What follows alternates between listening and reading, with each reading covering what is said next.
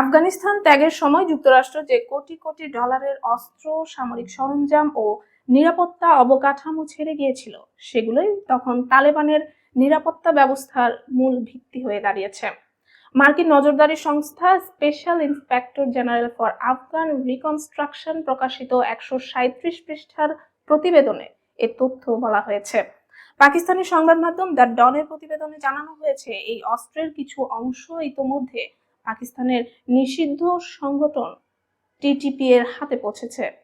ফলে পাকিস্তানে হামলা চালানোর ক্ষেত্রে ওই গোষ্ঠী আরো শক্তিশালী হয়েছে।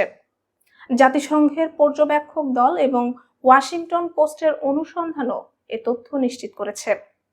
প্রতিবেদনে বলা হয়েছে, পাকিস্তানের টিটিপির হাতে থাকা কমপক্ষে 63 অস্ত্রের সিরিয়াল নাম্বার যুক্তরাষ্ট্রের সরঞ্জামের সঙ্গে মিলে গেছে।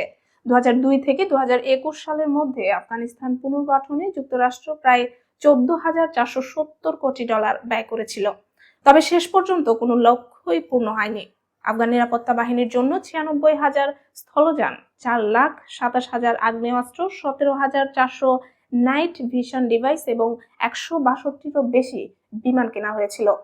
2021 সালে আফগান সরকার পতনের আগে আফগান বিমান বাহিনীর কাছে 131টি মার্কিন উড়োজাহাজ ছিল। এখন প্রায় সবই তালেবানের নিয়ন্ত্রণে। এসআইজিএআর এর প্রতিবেদনে উল্লেখ করা হয়েছে, যুক্তরাষ্ট্র দুর্নীতিবাজ ও মানবাধিকার লঙ্ঘনকারী নেতাদের উপর নির্ভর করায় রাষ্ট্রীয় প্রতিষ্ঠানগুলো দুর্বল হয়েছে এবং অপচয়, প্রতারণা ও অপব্যবহারের কারণে প্রায় 2600 থেকে 2920 কোটি ডলার নষ্ট হয়েছে।